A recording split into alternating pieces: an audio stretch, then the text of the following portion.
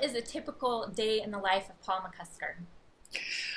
Well, ideally, a typical day for me would be quite a bit of writing. If I'm not in meetings or doing things like that, I'm off thinking of Adventures in Odyssey episodes, working either on original scripts that I'm doing myself, or working with the writers that we have for Odyssey in their ideas, polishing their scripts, getting everything ready to go into the studio. A lot of brainstorming, a lot of discussion goes into that, but really it's kind of hands down getting the job done, which is getting scripts written, getting story ideas put together, outlines, things like that. So that's the best kind of typical day for me. The not typical day would include, the meetings that you have to have and things that tie into sort of the business of doing a show like Adventures in Odyssey or radio theater, which we still have in production. So that's a good day for me, I think. Good. So many people probably don't know that in addition to writing fiction and nonfiction for adults and children, which you do much more than Adventures in Odyssey, Mm. you also write plays and even song lyrics. So what's your advice to new authors? Is that to branch out and write as much as possible in as many different areas as possible, or to find their niche and really just stick with it? Well, I think early on it's good. I don't know that you can find your niche unless you experiment and play with a lot of different things, which I did early on. I knew I wanted to write novels at some point. I was fascinated by lyric writing, and I wanted to do that. And so I think early on, you play with as much as you can to experiment to see not only where your interest is, but also where your gifts are. Because sometimes there are people who want to write a certain type of thing, but it may be limited for them. And we have to acknowledge where our limitations are. Sometimes we can break through them, and other times that we don't. We only go so far in our writing, and so we have to think, all right, what am I good at? What do I enjoy doing? If I wanted to do this as a career for the rest of my life, do I really want to tell stories that I don't really enjoy telling? And a lot of that is a mix of not only your own personal interests and where your talent directs you, but then of course it's the reality of the marketplace. Things that you might be interested in writing, publishers may be kind of off looking at. They don't really care about it during this period. But then in 5 years, somebody will do something that'll trigger a whole new phenomenon, and suddenly what you've been working on fits perfectly with where the marketplace is. But early on, I think it is good to experiment. And then once you settle in and you kind of work out I want to say the business of what you do. And the business of it is making the practical decisions about what kind of stories you want to do and what you want to spend your time doing and what will be received. Because we can all write things that'll sit in a desk drawer, but if you're really thinking about being a published author, or you want to get your stuff into the marketplace in some form, then that means there's got to be a market out there for them. People want to read what you're writing for whatever reason, hopefully because it's good. So yeah, play early on and then try to figure out what you're really good at. I have to say, though, that I've been teased by my agent. I do have an agent for this stuff, the non-focus stuff. And I do get teased because in this day and age, there's a whole desire by publishers to want to brand writers.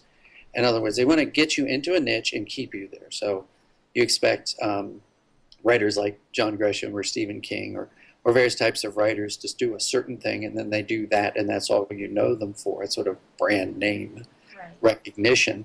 And I've been a bit slippery on that, and I do get teased because I'm more restless, and I might do something that's more of a relational story and then turn around and do something that's a bit more science fiction, or I'm all over the place, a little bit EDD. I want to say I'm ADD as a choice rather than a condition, because I love the variety of that. But ultimately, it can work against you in the marketplace because people like to peg who you are, what you like to write, and what you're good at writing, and what they enjoy reading from you. Right. And I think that might be because a lot of readers enjoy a certain genre, so then once they know, oh, you write for this, then they look for Hmm. more of what you've written in that genre. Right, and they want to know what to expect, and it's fair enough. Yeah. We've all done that with writers too. You pick up a book by a writer, and you're expecting a certain type of story, and it's completely different.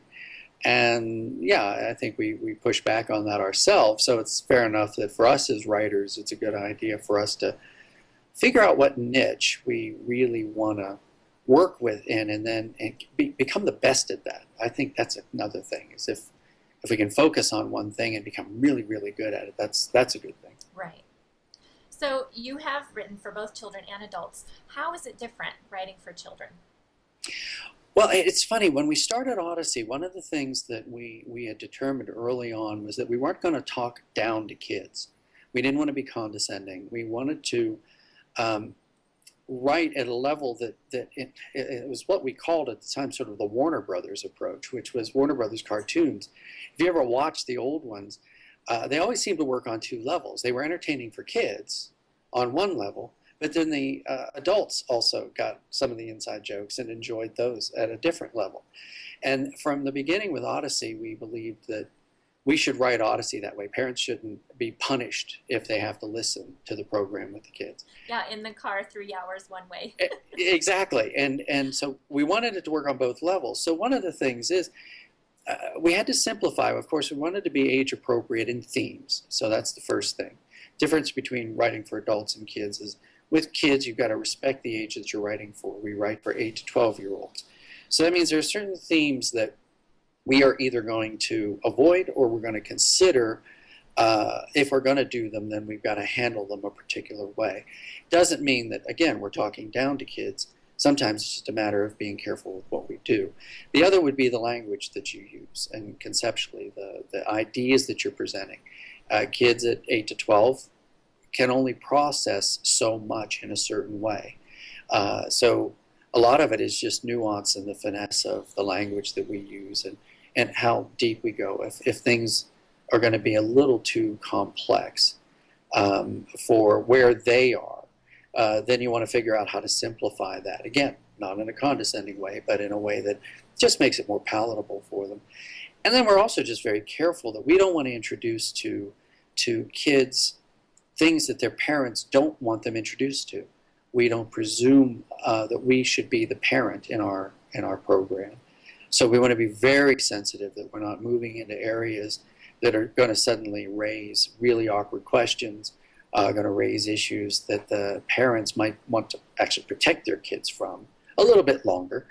We try not to subscribe to helping kids to grow up too fast. In fact, just the opposite. We want to respect kids with where they are. But again, for us, the secret is don't pretend like your audience of children are actually idiots or that they're dumb. But then don't overestimate that they're little adults, because they're not little adults. So there's a balance in there. And I think C.S. Lewis respected that a lot, and he's been a bit of a model for us in how he wrote.